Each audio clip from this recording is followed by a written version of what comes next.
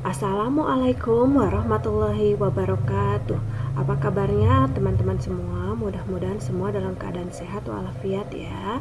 Masih semangat walaupun kita dalam keadaan belajar dari rumah. Baiklah, kita lanjutkan pembelajaran tematik.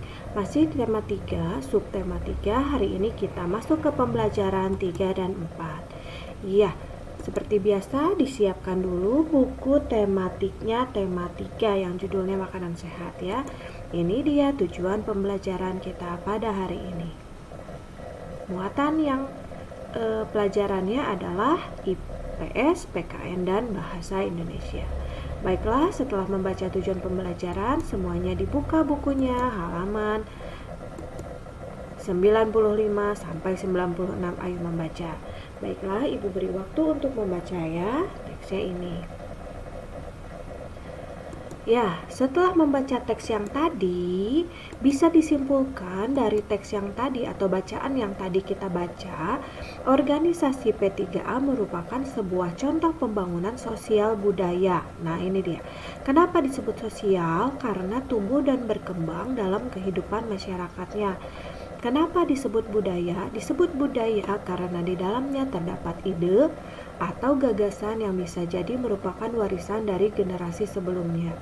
Inilah yang mendasari pembangunan sosial budaya yang memang dirancang untuk meningkatkan taraf hidup masyarakat di dalamnya.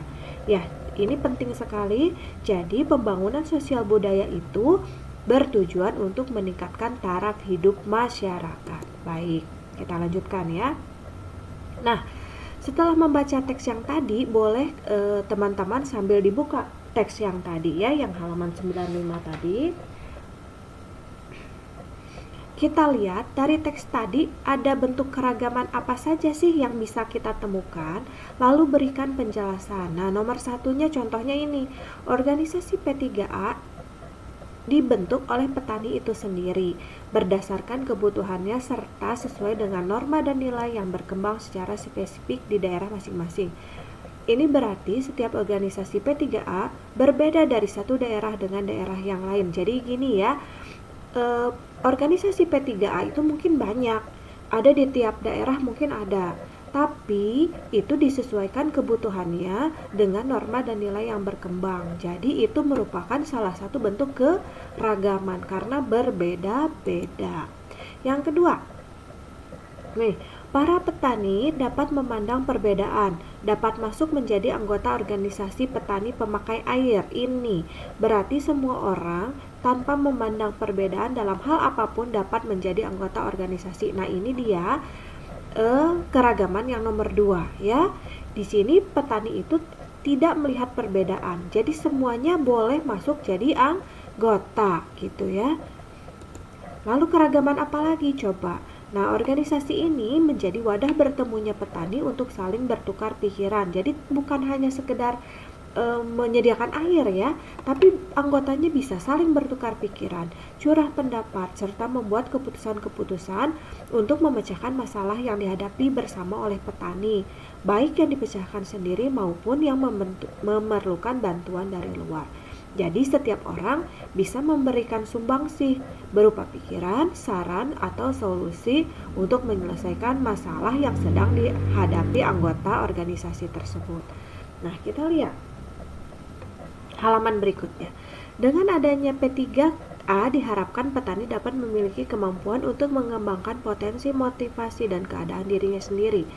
Melalui organisasi ini diharapkan masyarakat memiliki keterampilan merencanakan melaksanakan kegiatan pengelolaan irigasi secara baik, berkelanjutan, dan mandiri. Nah, ini juga merupakan contoh pembangunan sosial budaya yang sudah kita bahas tadi ya. Nah, menurut pendapatmu apa saja sih yang bisa diperoleh masyarakat setempat dari pembangunan sosial budaya? Yang pertama ini, petani bisa memiliki kemampuan mengembangkan potensi, motivasi, dan keadaan dirinya. Yang ini. Dan yang kedua adalah masyarakat bisa memiliki keterampilan merencanakan, melaksanakan kegiatan. Nah, ini jadi hal-hal yang bisa diperoleh kalau ada pembangunan sosial budaya. Nah, coba kita lihat, ada nggak organisasi yang merupakan perwujudan dari pembangunan sosial budaya di daerah tempat tinggalmu? Coba kamu tanyakan kepada tetangga, kepada Pak RT, kepada Pak RW, atau kepada orang tua yang tinggal di sekitar lingkunganmu, ada organisasi apa yang merupakan pembangunan sosial budaya. Lalu manfaatnya apa? Kamu bisa mencari, selain bertanya kepada tetangga atau pejabat di daerah, bisa juga mencari di internet atau koran atau bertanya kepada teman-teman. Nah, ini Ibu berikan contoh ya yang ada di daerah Ibu. Nah, salah satu contoh organisasi yang merupakan perwujudan pembangunan sosial di daerah Ibu itu adalah Karang Taruna. Ya, Karang Taruna adalah organisasi sosial kemasyarakatan sebagai wadah dan sarana pengembangan anggota masyarakat yang tumbuh berkembang atas dasar kesadaran dan tanggung jawab sosial dari, oleh, dan untuk masyarakat, terutama generasi muda di wilayah desa atau kelurahan, terutama bergerak di bidang usaha kesejahteraan. Nah, organisasi di daerah Ibu ini perwujudan semangat kepedulian generasi muda untuk turut mencegah dan menanggulangi masalah kesejahteraan sosial masyarakat, terutama yang dihadapi anak dan remaja di lingkungannya. Ya, jadi kalau di daerah Ibu itu kesejahteraannya tidak merata ya, ada yang sejahtera, ada yang belum sejahtera. Nah, ini karena anak mudanya peduli, maka dibangunlah sarana organisasi Karang Taruna. Nah, kepeduliannya itu diwujudkan dalam bentuk apa? Nah, ini bisa mengisi waktu luang yang positif seperti rekreasi, olahraga, kesenian, kepanduan, pengajian, dan lain-lain. Bagi anak-anak yatim, putus sekolah, tidak sekolah, yang berkeliaran, main kartu, dan yang lain-lain yang biasanya berasal dari keluarga miskin, kan tidak punya pekerjaan ya, jadi pekerjaannya tidak jelas, hanya berkeliaran saja. Nah, itu diwadahi, dilatih olahraga, kesenian, kepanduan sehingga memiliki keterampilan. Nah, setelah menjadi anggota Karang Taruna, nah ini banyak sekali manfaatnya, yaitu mencegah timbulnya masalah kesejahteraan sosial terutama generasi muda. Lalu menyelenggarakan kesejahteraan sosial seperti rehabilitasi, perlindungan sosial, jaminan sosial, pemberdayaan sosial, dan diklat setiap anggota masyarakat. Lalu meningkatkan usaha ekonomi produktif, menumbuhkan, memperkuat, memelihara kesadaran dan tanggung jawab sosial setiap anggota masyarakat terutama generasi muda. Lalu menumbuhkan, memperkuat, dan memelihara kearifan lokal dan memperkuat semangat kebangsaan Bhinneka Tunggal Ika dan tegaknya Negara Kesatuan Republik Indonesia. Nah, ini adalah contoh pembangunan sosial budaya yang ada di daerah Ibu ya. Nah, bisa jadi di daerah teman-teman bisa beda ataupun bisa sama, tapi mungkin tujuannya berbeda karena latar belakang pendiriannya pun berbeda. Kita balik lagi ke organisasi P3A tadi. Nah, ini P3A ini anggotanya adalah para petani yang menggunakan irigasi ya. Nah, para petani itu bisa saja pemilik sawah, penggarap sawah, pemilik kolam ikan yang memperoleh air dari irigasi tadi. Nah, keragaman ini menjadi kekuatan dalam menghadapi masalah yang berkaitan dengan irigasi ya. Nah, jadi seperti teks yang tadi, organisasi ini menjadi wadah bertemunya petani untuk saling bertukar pikiran, curah pendapat, serta membuat keputusan-keputusan untuk memecahkan masalah. Nah, ini yang paling penting, keberagaman yang dimiliki ini justru memperkuat keberadaan organisasi tersebut, terutama dalam menghadapi masalah atau tantangan-tantangan baru. Kita lanjutkan ke halaman 10. Kita lihat di sini ada percakapan Udin dan Edo ya.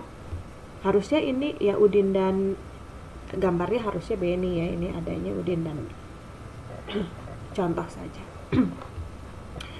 Aku tidak menyangka ternyata teman-teman kita memiliki keanekaragaman keterampilan yang luar biasa. Ada yang main gitar, ada yang main drum, ada yang merdu suaranya. Kita bisa membuat band sekolah, Din. Seru ya, bagaimana kalau di dalam sebuah kelas hanya terampil bermain drum saja dan tidak terampil bermain alat musik lainnya, bahkan tidak ada yang pandai menyanyi. Nah, ini kekuatan keragaman yang kita miliki, bahwa perbedaan yang ada kita saling mengisi dan melengkapi. Nah, ini juga begitu pula dengan para petani yang beraneka ragam keahliannya. Nah, gitu ya. Jadi intinya dari pembelajaran kita bahwa keanekaragaman atau keragaman tersebut merupakan sebuah kekuatan. Coba kamu bayangkan kalau di kelas cuman sekelas itu jago matematika semua, nanti tidak ada yang jago IPA, itu tidak akan ada yang bisa. Tapi kalau di kelas beragam-ragam ya, ada yang pintar matematika bisa mengajari yang pintar IPA, nanti yang IPA bisa mengajari yang pintar matematika tadi. Jadi semuanya bisa memiliki keterampilan yang lengkap.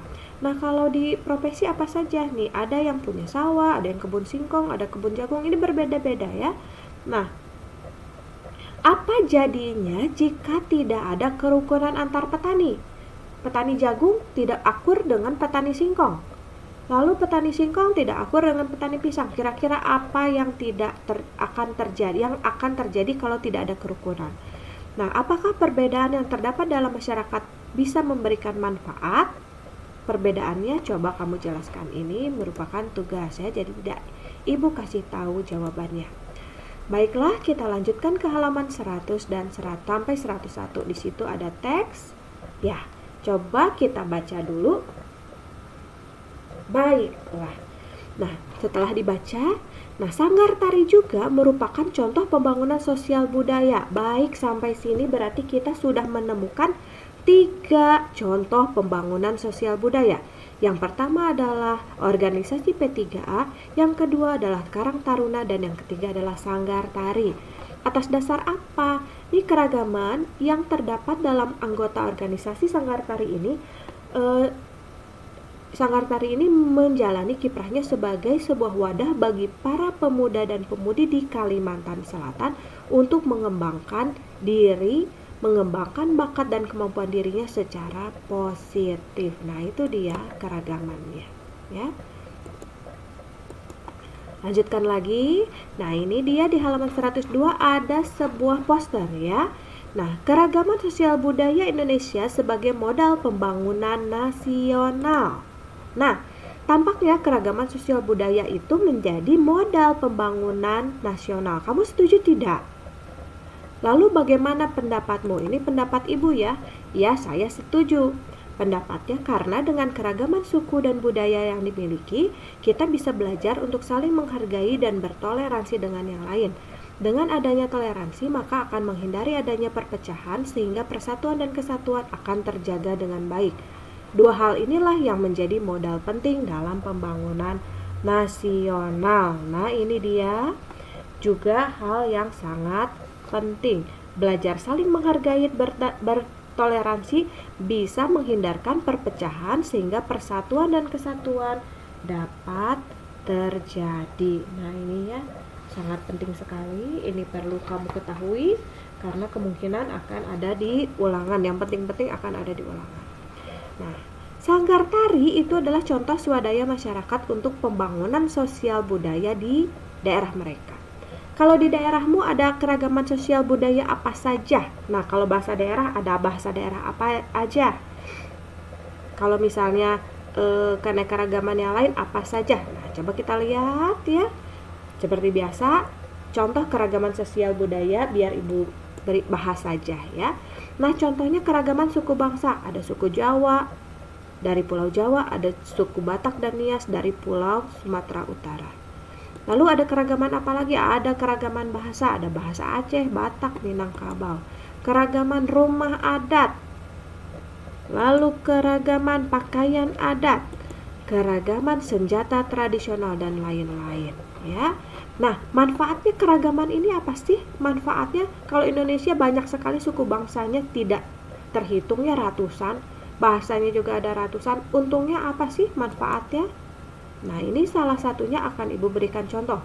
Menarik minat para wisatawan asing dalam negeri dan dalam negeri untuk berkunjung. Jadi, dengan banyaknya suku bangsa atau keanekaragaman, banyak wisatawan yang akan berkunjung ya.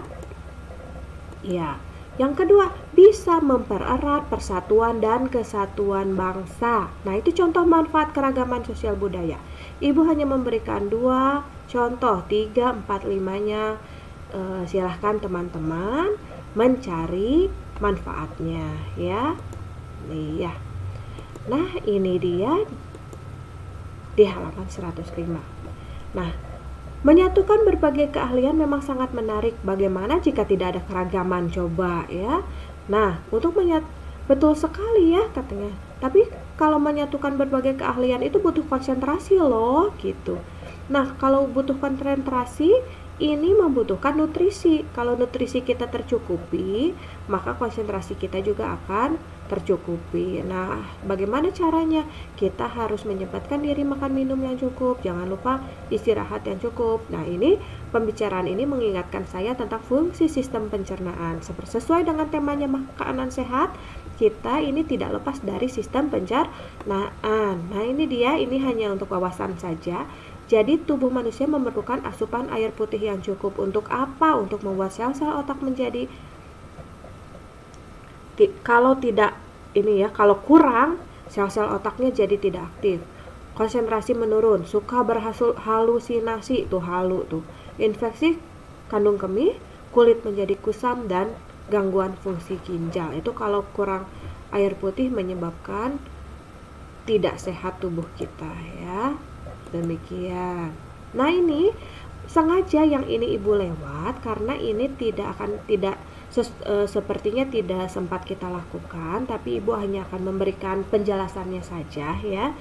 Nih, ini adalah tahapan-tahapan yang harus dilakukan saat membuat iklan layanan masyarakat ya. Nah, ini pertamanya adalah menentukan judul. Nah, ini yang pertama. Nah, setelah menentukan judul, yang dibutuhkannya itu apa saja? Nah, kita lihat ke sini pemerannya, kita lihat bikin naskahnya dulu. Bikin naskahnya, sketsa gambar dari naskah ini, dan naskah ya. Lalu setelah dapat naskah, kita lihat jumlah pemerannya dalam iklannya harus berapa orang? Apakah 1, 2, 3? Nah, setiap pemeran ini memiliki karakter yang berbeda-beda, disesuaikan dengan latar belakang suku bangsa. Kenapa suku bangsa? Karena ini adalah iklan layanan masyarakat tentang pentingnya keanekaragaman sebagai modal pembangunan bangsa. Karena situasi dan kondisi tidak memungkinkan, maka kegiatan ini tidak akan kita lakukan, tidak usah kita lakukan ya. Ibu hanya memberikan tahapan-tahapannya saja karena tahapan-tahapan ini kemungkinan akan keluar di soal ulangan. Baiklah, alhamdulillah hari ini pembelajaran kita sudah selesai. Mudah-mudahan tidak ada kesulitan ya. Kalau ada yang belum mengerti, kamu bisa mengulang lagi video ini, bisa di-download ya, dan bisa ditonton berulang-ulang. Tugas kita pada hari ini adalah menjawab soal halaman 100. Tadi sudah dibahas ya. Yang 100 tadi pertanyaannya hanya 2 saja. Apa yang terjadi jika tidak ada kerukunan antar petani? Dan yang kedua, apakah perbedaan itu memberikan manfaat bagi kemajuan pembangunan masyarakat? Tolong jelaskan. Dan yang kedua, tugasnya adalah mengisi tabel halaman 103. Ini juga sudah diberi tahu oleh Ibu nomor 1 dan nomor 2. Jadi teman-teman hanya melengkapi saja nomor 3, 4, dan 5 ya. Mudah-mudahan tidak ada kesulitan. Seperti biasa, soal tugasnya disetorkan kepada wali kelas. Baik ya. Ibu ucapkan terima kasih sudah memperhatikan. Sampai ketemu pada pembelajaran berikutnya. Ibu akhiri dengan wassalamualaikum warahmatullahi wabarakatuh.